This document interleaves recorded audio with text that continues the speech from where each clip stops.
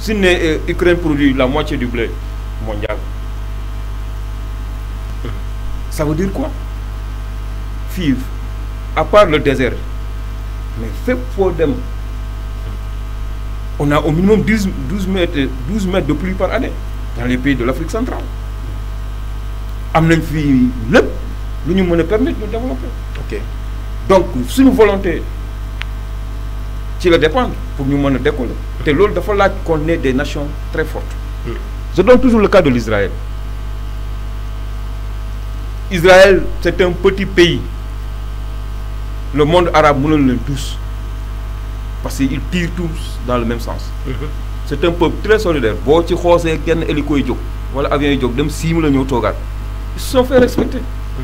Kagame, il est arrivé il n'y a pas longtemps. Il est sorti du Commonwealth, de la francophonie, d'un Commonwealth. Et actuellement, qui dit francophonie, c'est une Rwandaise. On lui a posé cette question, comment vous avez fait en tant que pays africain, une francophonie, d'un Commonwealth, et que ce ancien ministre des Affaires étrangères de diriger francophonie. J'ai appris à me faire respecter. Disons l'autre côté problème, parce qu'on courbe toujours le signe devant le blanc. Maintenant, tant que tout va bien sur une canne, il y a une faiblesse. Ousmane, vous attendez-vous à un combat très difficile. Ku amul fit bu ma tok. Ku ci ragal ñak sa liggéey bu ma tok. Ku ci bañ ñu lay fitnal suba ngon bu ma tok. Mais waji bu fekkone amna fit kërok est-ce bi gaay taxawé non du romb? Non, Ousmane il est très intelligent. Kon stratégie la wala ragal. Crescendo. Xam nga gennat na wax. Nañ bay ba le 29. Kon kërok ñak forcer dem julli ji.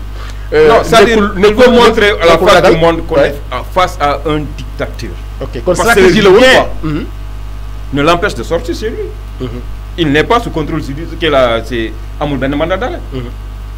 Il est libre de vaquer à ses occupations. La preuve, il fait la navette Dakar, j'ai un choc. Ça, il connaît Dakar, j'ai l'Oumigère, de l'Ouar. Mais comment on. Mais fit pour vous incarner, pourquoi Kerok Gémoul. Non, dégoule moi là. Droit bien, c'est-à-dire. Avant ak bi mu am bu fekkee dem nañ ba benn moment nee nga moom dafa bëgg a ñëw pour dagg injustice boobu noonu. bu gis nga c'est injuste. ba pare ñu defal ko loolu. wala gars yi newoon ci kanam moom dañoo xaw a bari te yore ay. xeex boo gis rek. dafa am stratégie. ok. bien réfléchi. gis nga bu ñu ko teree la nuit il a fait un live à minuit. y avait mais boobu dafa yomboon c'est parce que y avait pas. c'était juste. pour montrer à la communauté internationale et nationale. Qu'aujourd'hui, on lui a empêché quelque chose que la loi fondamentale, la constitution, la liberté, d'aller manifester. Parce que c'est dans la constitution, une loi ne peut pas être supérieure à la constitution. Ben arrêtez mon constitution. Donc ça veut dire qu'il y a une violation de l'autorité. Tel l'union qui va nous Moses. Man, demandons le 8. Passé, demandons le 17 bi passé, demandons Dakar. Mais le 8. Mais ambiance du fond ne contre. Mais c'est indescriptible. Les gens étaient dans d'excellente humeur. Ni di doon jëndel ñi ay ndox, ñi di jëndé ñi ay sandwich. Parce que am nañu fa teel a ñëw. Mais c'était vraiment exceptionnel. Ok, déjà fofu li ma bëgg ñu paré nettoyer foofu nettoyer. C'est vrai loolu yëpp gis nañ ko, mais comme par exemple li tax mu dellu ginnaaw par rapport ak li nga xamante ni yow da nga gis ni que dafa jàppoon ne que loolu ci àqam ak yelleefam la. loolu stratégie la woon waaye du ragal ndax ci sa biir yi wax sànq damaa dégg mu wax ni. sama yoon dina gudd boo endurant wul doo ma topp. boo ragaloo ñàkk sa liggéey doo ma topp. soo amul fit doo ma topp. loolu mu def keroog ragal la. wala stratégie la. non déggoo ma Ousmane Sonko ku ko xam ne c'est pas un homme qui a peur. ñun ñu koy fréquenté xam nañ nature. kañ nga ko gëj a dégg. Juste bu mu nekkee maire. D'accord. Vas-y. Parce que Ousmane daan nañ toog chaque semaine on discutait au minimum 1 heure. Mais jamono dafa dox ma ne ko tu es sollicité par le monde entier. Man bu ma la soxla am na fu may jaar pour jot. Wala bu ma amee message moo lay jàll am na fu may jaar. Mais ne te préoccupe pas. J'ai compris. Je t'en veux pas pour ça. su ma amee temps ñëw seet si la dox ba siège rencontrer la y a pas de problème parce que amoo barrière. Qui me dit Ousmane ça moo bëgg gis ko. Donc c'est pour vous dire l'homme n'a pas peur parce que Ousmane dafa xam ne y a une mission bu muy incarner te mission boobu nag il a commencé depuis les impôts et domaines Ousmane ñu ñoo ko dugal en politique mais il n'a jamais pensé être un acteur politique musu koo xalaat dañoo créé parti bi dama fekk ko fu mu toog ne ko yaa ñu doy kaay jiite ndax lan charisme am xam-xamam wala bonne foi am. les trois. mën naa ci yokk benn sax mooy humanisme. ok parce que Ousmane le bas monde là le matériel ça l'intéresse pas. balaa nga koy xam nga dundal ma du koy uti ay millions. parce que fu mu nekkoon foofu lañu gars yi di tibbee xaalis. dinañ ci ñëwaat ndax déjà loolu ça c'est vérifié sëñ Modou li ma ko wax léegi nii am na lu ko àq ak yelleef may constitution bi may ko ko mu ñëw am ñu taxaw ci kanamam ni ko doo ko def pourtant moom dafay incarné ni que guerrier la te dafa mel lu xaw a dellu ginnaaw dem laqatu ci gannaaw écran yi comme ni ko ñenn ñi di waxee pour mën a wax ak àdduna bi léegi yow loolu nga koy tuddee wala stratégie. waaw stratégie la. aussi attitude bu may rafetlu la. ok parce que déjà mënuñu ñëw rek def rapport de force gouvernement indi rapport de force ma ñëw fekk les rapport de force boobu déjà am nañu droit moo tax bu fekkoon tey moom andi na rapport de force boobu noonu tey ak li muy woote ak li topp ci ginnaaw mun na am tey affaire yi mën a dégénérer mun na yegg foo xam ne xaaruñu ko donc ni mu def c'est très intelligent donc c'est bien calculé aussi parce que maanaam tey bàyyi na ñi nga xam ne ñoom ñooy dirigeants yi à la face du monde. parce que information et image yi. ñu ngi koy relayer partout dans le monde. alors moom était zen ñu ngi nekk biir kër donc maanaam lii yëpp comme ni ma ko waxee rek damay ñëwaat parce que il faut dire les mots quoi. état moom moo indi si situation bi maanaam Ousmane Sonko il n'est pas responsable de cette situation tey jii bu fekkoon dafa woote manifestation bi indi coow gouvernement bi woote waxtaan. pour ñu am benn stabilité te moom fekk si leen si loolu voilà loolu nag mën nañu condamner opposition parce que opposition loolu mooy seen loolu maanaam ñun on a besoin de opposition forte. tey soxlawul réew moo xamante ni état day ñëw lii mooy am ñu nangu ñun ñëpp ñu nangu ànd ak ñoom ci li mu wax. donc tey dañu soxla opposition loolu bu tegee tànkam opposition teg ko tànkam. pour ñu mën aussi réew mi mën a dox comme ni mu waree. léegi damay ñëwaat rek comme ni ko invité waxee ni mu defee contexte historique. ci suñu réew mais aussi ci gouvernement bi fi toog. maanaam tey ñun Sénégalais yi on est très intelligent te peuple lañ boo xam ne peuple bu mature lañ am nañ fi ay alternance en 2000 ñun sama génération 2000 bi ñuy wàcc Abdoulaye Wade fi la ñu fekk man j'étais étudiant en 2012 bi ñuy def 23 juin man foofu la ma fekkoon boobu bokkoon naa ci manifestation. xaar nga yoroon wala mer gàddu. lépp yoroon naa waaw kon tey étudiant ñu ngi ànd ak waa Yaram. kon maanaam tey am na loo xam nañ ko ba pare. maanaam tey waruñu woon ñëwaat tey jusqu'en 2022 ñuy dundaat situation yu mel noonu maanaam tey boo dañu am recul démocratique te président kii Macky Sall am na benn mbootaay bu fi taxawaloon mooy commission pour des réformes des institutions bi nga xam ne kii moo ko jëbaloon le doyen Mbow. Amadou Matar Mbow. mais loolu institution yi yu bëri maanaam créé woon nañ ko foofu ci théorie pour éviter situation yu mel nii maanaam tey amoon na ay institution yoo xam ne bu ñu ko taxawaloon tey jii manifestation yu mel nii dañ koy encadré ba noppi yenn organisation yi ñu doon organisation élection yi tey di ko dénk xam ne moom mooy ministère de l'intérieur parce que on peut pas être juge parti maanaam tey situation boobu ñu dugal Sénégalais ci retour démocratique ci justice à 2 vitesses bi am ak it légitimer un 3e mandat citoyen yi Sénégalais ba léegi dara leer maanaam ni ñuy doxee li ñuy maanaam kii bu bëgg a légitimer ñëw génn publiquement ne man soxla wu ma troisième mandat parce que mandat jeex na moom moo ko waxoon déjà ci violation CNRI bi ma lay wax li si njëkk moom mooy référendum 2016 bi nga xam ne ci la wàññee ci la bàyyi mandat bi mu dem jusqu'à 7 ans te moom moo jël responsabilité dem wàññi ko jusqu'à 5 ans maanaam les lois ñun ñoo koy modifier tey loi dafa nekk constitution dafa nekk pour tënk ñu ñun ñëpp mais ñun ñi nga xam ñu lañ dénk loi bi muy cour suprême ñu ko mën a doon ñun Macky Sall moo leen dénk maanaam c'est sa justice moom loolu lay wax à chaque fois sa justice du justice Sénégal parce que moom li mu ci bëgg moom la ñuy def donc loolu noonu tey dañuy weñ di tripatouiller li nga xam ne moom mooy loi ak constitution yi loolu moo ñu indi situation moom maanaam tey citoyen yi amatul benn confiance ci nga xam ne ñu nekk ci réew looloo tax nag bu ñu woowee li nga xam mooy manifestation yi mel ni tey Ousmane Sonko bu woote woon insurrection ñu bëri nañu génn am na ñoo xamante ni tey maanaam demuñu fee ngir Ousmane Sonko dong rek. c' est des citoyens yoo xamante ni. ok mais dañu bëgg suñu réew mi mu avancer démocratiquement. ñu bàyyi suñu réew mi am yoo xam ne ñu koy salfaañe. mais mën naa am bu ñu ay patriote tey góob na comme ça ñu naan du woo doomu sénégalais ci mbedd mi alors sa doom yi sax maam tey képp ku fa dem rek yow sa volonté moo fi yóbbu. ok comme exemple bi ñu joxe woon nag ñu ne bu Youssou Ndour wootee concert. mais force wu kenn dem ci concert ñu ko dem ñu ngi dem.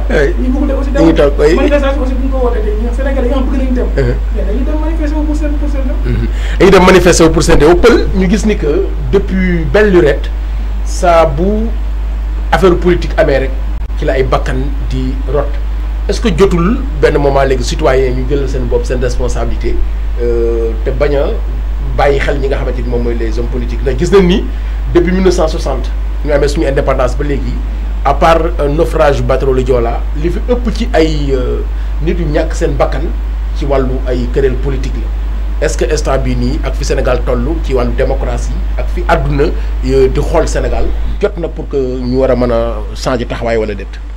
xam nga dafa am loo xam Sénégal dañ ko dul seetlu nga révolution bi ñuy wax nii yëpp boo xoolee ñi ci ñàkk seen bakken pourtant ñiy révolutionné askan bi la ñuy révolutionné n'est-ce pas.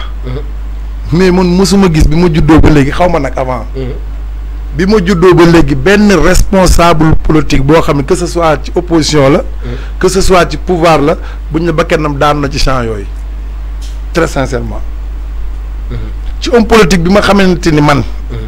jàngat wala histoire may na ma ni. rey nañ ko ci réew mii. Demba Diop la bii dëkk Mbour ba léegi. comme un Mamadou Diop comme un Demba Diop. boo xamante ni c'est loin ci ay marche ak yooyu. mais ci ay problème politique la. moo tax ñaar ci gouvernance ba lañ ko war a yeeg maanaam comme noonu. mais dama la je vois wala dégguma benn responsable politique bu aspiré réew mi yor ko ou nga yor ay responsabilité ci réew mi ñun la keroog ba ñuy marche tel wala keroog ba ñuy révolutionnaire tel kay dee na te ñoom ñëpp bu ñuy xeex dañuy jël kàddu askan bi wala mbubbu askan bi soloo ko taxaw pour askan bi mais askan bi mooy perte viam foofu mooy ndaw ñi moo xam mag la moo xam mooy sama laaj est-ce que léegi kon jotul waaw léegi foofu aussi li ngay jàngataat mooy pouvoir parce que tey du ma ñëw ma fi pour politique ma ci du ma ci Macky Sall du ma ci Sonko du ma ci leen da ngay analyser comme citoyen rek tey pouvoir bi Macky Sall yor tey damay xool ñan ñooy ay conseillers am ñan ñoo koy wër ñan ñoo koy xalaatal ci niveau bi mu toll tey ma damaa jàpp ne man def na ci réew mi loo xamante ni su fekkonte ni dëgg ñii mu àndal tey nii Sonko amee fulla ak fayda ba war a mën a wax nit ñi di génn ñoom ñi Macky Sall àndal ñu am fulla ju day ni ñuy exposé li président def xanaa kon dina balancé wu tuuti ci xam-xam laa wax de. mooy dama ni waa APR Benno Bokk Yaakaar suñu jógoon ci programme bi Macky Sall def ci li mu réalisé ci réew mii.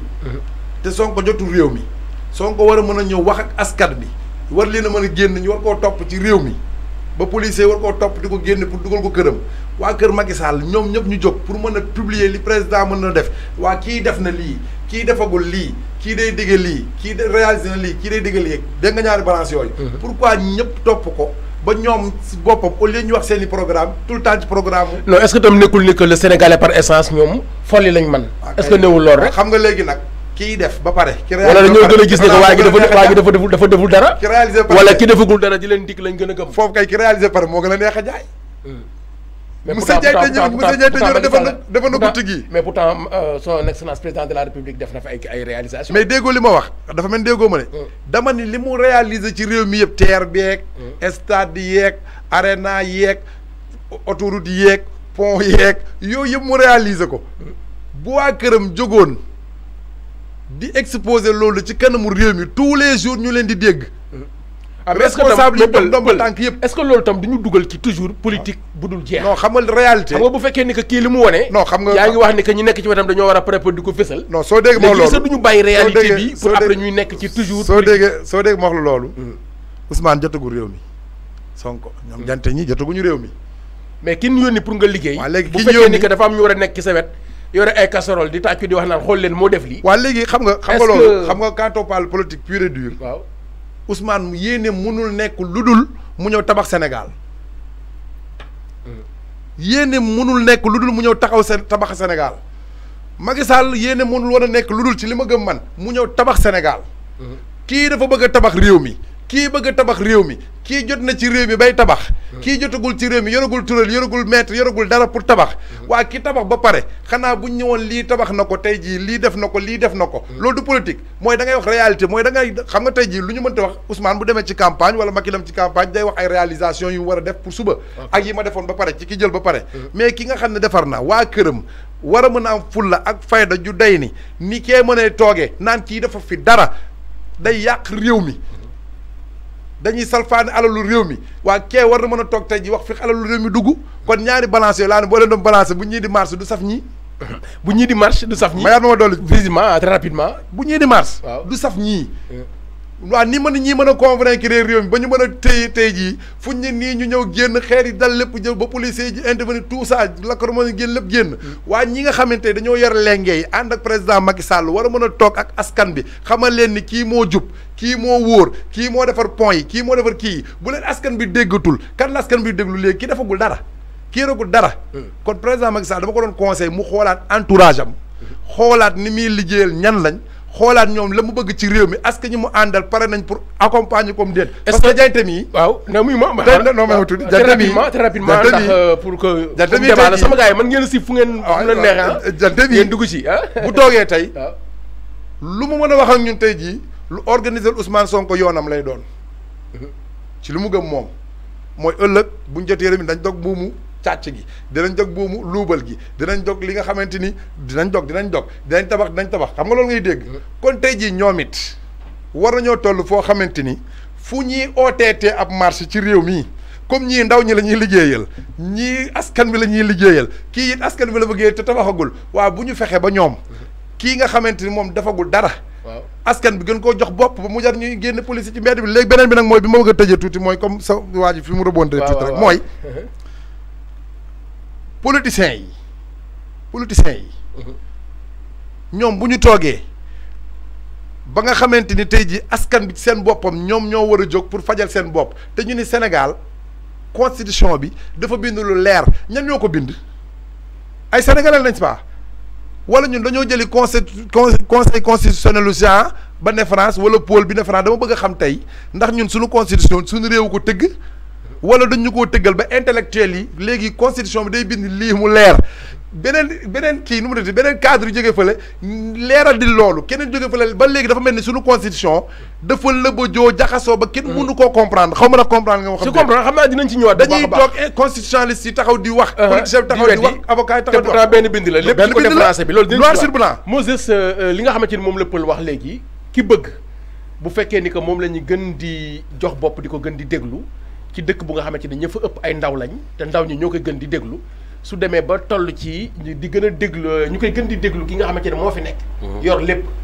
léegi fan la problème bi nekk ndaw ñi ñoom ñoo fan gaayan bi rek café sawa ji wala ki fi nekk moom moo def lu nit mën a teg loxo. xam nga mooy li ñuy wax rek débat bi dafa nekk débat boo xamante tey débat bu yaatu la. donc je pense que sax mënoon nañu ko def ñaar ba ñetti émission parce que lu yaatu la xam nga nag pour équilibrer. di rappeler ni que incha allah jeudi aussi beneen partie bi di APR incha allah dinañ fi dalal kenn. voilà pour éviter que du am débat bu nga xamante ni nii de waaw débat bu civilisé la ñu bëgg. ak suñu ay chroniqueurs yu neutre ak objectivité. donc invité kenn ci benn partie ñu waxtaan ak moom ba ñuy seetaan sax duñu gis ni que dañoo ànd ak kenn mais dañuy analyser ci li ñu xalaat ak ni ñu gisee réew mi incha allah jeudi dinañ fi dalal waa APR comme ça ñoom itam bu ñu ñëwee ñu jéem a fexe wax ci loolu waaw man daal d'après mon analyse mooy li ngeen wax rek parce que yéen daanaka tënk ngeen lépp. parce que àdduna buñ ci nekkee Sénégal réew la. donc république du Sénégal. donc tey un ministre de la république wala koo xamante ni tey député la am nga cër ci réew mi. kon sénégalais bi nga xamante ne aussi mu ngi ci secteur informel bi am na ci cër. ñi nga xamante ne ñu ngi ci secteur formel bi tamit même chose. donc bu ñu seetee tey jii man je reviens toujours ci li nga xamante ni mooy manifestation yi ak manifestants yi. mais bi dañuy poser le débat pour indi li ko sooke. waaw mais waaw foofu laay duut baaraam fi nekk waaw. daanaka ki fi nekkul te bëgg. moom la adduna bi la ndaw ñi gën a jox nopp mais ki fi nekk tey dañoo faral waa ji fan ko rek. mais non du question fan du question fan peut-être folli lañ gën a man nit ki wala ki fi nekk moo fi deful dara. nit ki ki nga xamante ne mooy président de la République Macky Sall am na lu mu liggéey ci réew mi. ñëpp gis nañ ko mais je pense que kooku nekkatul koo xamante ni dafa war a toog di expliquer bilan du moment où que sénégalais gis nañ ko teg nañ ci seen bët parce que loolu la olof naa lu la faa nga kenn du ko jeex. mais ki nga xam ne mooy wut tamit bu fekkente ne am na bopp bu ñu ko jox am na raison bu tax ñu jox ko bopp soit. engagement am la wala soit mu nekk loo xamante ne nii bëgg a gën a doxal li fi nekk la wala soit li nga xamante ne aussi mébét na ko te ñi ne ci ginnaawam ànd ak moom muy que ça soit parce que nit ki tey jii je veux dire que Ousmane am na ñu ànd ak moom par conviction. mais tey jii la plupart des manifestants mais rappelons que y a aussi beaucoup de frustrés dans les maisons. tey jii am na ñu nekk seen biir kër am lu ñu bëggoon mënuñu ko am. mais ñooñu dañuy génn am na ñu génnal Ousmane Sonko mais aussi am na ñu génnal seen bopp am na ñu génnal pour contre loolu tamit il faut que ñu mën a diversifier loolu c'est important donc nañu fexe xool cause manifestation yi lan moo ko waral mais man à mon avis je reste sur ma position bu fekkente ne loi dafa ne droit de marche dafa bokk ci constitution bi bind nañ ko noir sur blanc je pense que ku bëgg a jóg ne da ngay marche ñaxtu bind sa solo marche ne lii laa bëgg itinéraire bii laa jël nangam ak nangam heure sangam ma tàmbali heure sangam ma pare kooku yaakaar naa ne bu fekkente ne jàmm moo ko tax a jóg parce que tey nit du jóg ne damay dem xeexi lenn rek nga mën wax dama bëgg a dem marché parce que dafa am lu ma metti moom laa bëgg a dem exposer sénégalais ñu dégg mais kooku li may jox conseil tey jii nguur gi maanaam képp koo xamante ni jóg nga pour marche ñu liir li nga xamante ne yow moom nga nar a def mais ñu accompagner la ba nga def ko ba pare soo paree nag ñu gunge la nga dem ñibbi sa kër parce que kenn du génn ne maa ngi xeex yi nga koy topp yaa mais damay dégg ñu ni que état ñoom ñoo gën a am information xëy na amaana ñoom est-ce que disposé wuñu ci information yu war a mën a tax ñu gàntal ko te yaakaar ni loolu mooy li gën ci réew mi. information c'est-à-dire donc mën naa ne mën nañ ci disposer mën nañ ko bañ a disposer.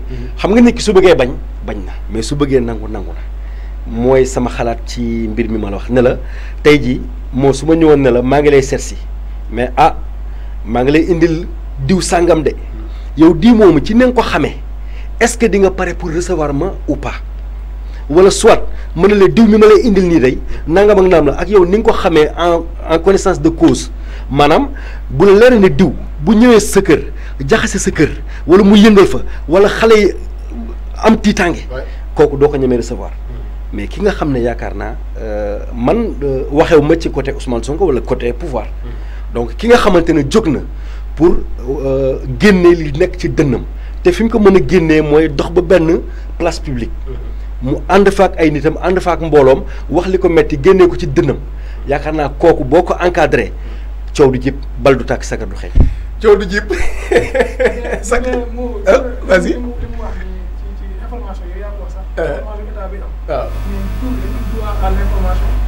mais aussi état bu fekkee ni que da nga nekk ci état du lépp ngay wax. waaw xam nga bu fekkee ni que yaa war a saytu la sécurité du pays des hommes et de leurs biens donc di nga am looy xam lu nga xamante ne nii amaana dañu naan xam lépp wax lépp mais yàq lépp en tant que état est-ce que ñàkkul ni am na lu mu xam lu nga xamante ni amaana bu ko waxoon. xam nga ñàkk koo wax moo gën mu daal taxaw ni gàntal naa ko rek ndax léegi-léegi li loolu warul état parce que déjà président. waaw moom mooy ki nga xamante ne moo jiite ñi ko voté ak ñi ko voté. mooy ñi ko contre ak ñi ànd ak moom. am na ñoo xam ne tey avant Macky Sall di nekk président de la République mosuñu ànd ak moom. bi mu ko nekkee bu ñu fi jógee du mos a ànd ak moom. ñooñu c'est des Sénégalais yoo xam ne ci dëkk bi. ils ont droit à l'information. dañu am droit à l'information dañu am droit ñu leen encadré. maanaam tey jii sax un leader de l'opposition. ku mu mën a doon Ousmane Sonko keneen ku mu mën a doon am na ci koo xamante ne tey ay citoyen état dafa am devoir surveiller ñu ñooñu.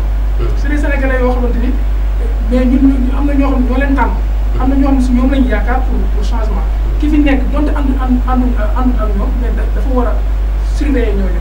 déjà encadrer leen information buy génn si ñoom. mais pourtant état mi ngi def loolu ah.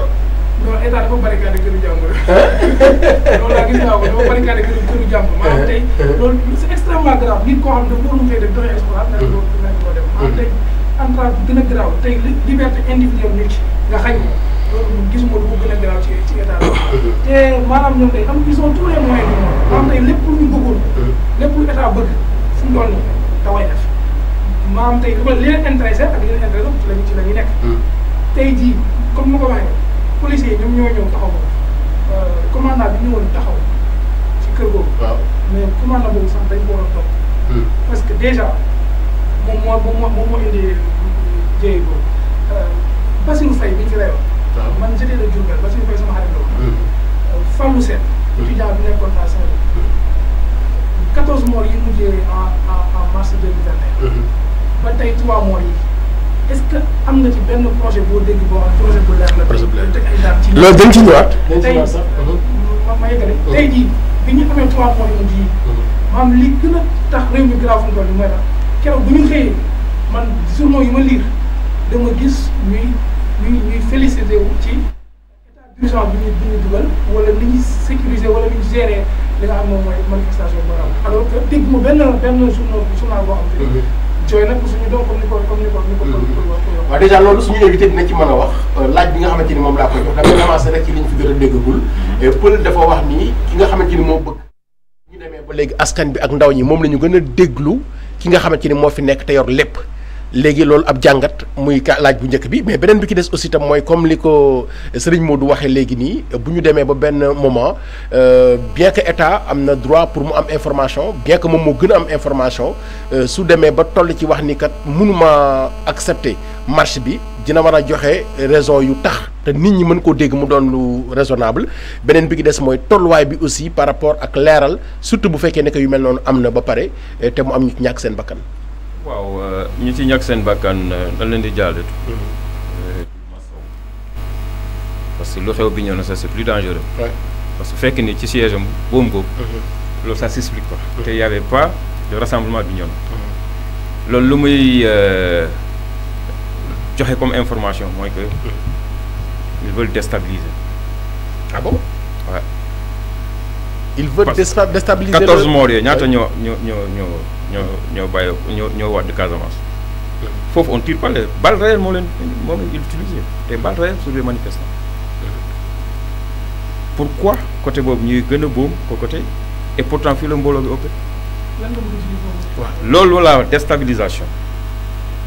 parce que fiefam la est-ce que du bokk ci li tax. non fiefam la c'est pour pousser les gens à avoir peur wala affaire de xeet la ak yu mel noonu te loolu c'est un peu dangereux. c'est pour permettre aux gens ñu am benn phobie maanaam ragal parce que bu la woon ne da ngay dem sa bakkan xëj na ci mais ñu bëri comme ni ñu ko waxee moom sax wax na ko mbooloo boo gis daa xam ñoo xam ne dañoo ragal naturellement duñ bouger mais yor nañ ca làmmiñ comme Abdoulaye ni mu ko waxee le président Hosni Moubarak au Sénégal on ne ferme la bouche que pour dormir alors que chez toi on ouvre la bouche que chez le dentiste est-ce que da nga wax maanaam fële kenn du wax maanaam boo ŋaaŋee daal da nga dem ci docteur rek comme ñun ne docteur sama bañ a metti ñu ŋaangloo la parce que c'est un état policier alors fii nag ñun comme nu ma ko waxee sànq on est venu en politique c'est pour démarchandiser la politique maanaam fexe ba alal bu ñu tuur ci politique bi ñu orienté ko ci loo xam ne vraiment mooy amal njëriñ askan te loolu pour ñu réussir ko il faut qu'il y ait un état de justice un état de buy sanctionner parce que boo gëmmee wala nga teg sa conc wi ci yenn dossiers yi mais ñëpp fii xam nañ seen passé comment un griot peut garder presque 1 milliard dans sa chambre mais loolu lu muy tekki ça veut dire que alal bi te boo moo feeñ pourquoi on est classé parmi les pays les plus pauvres au monde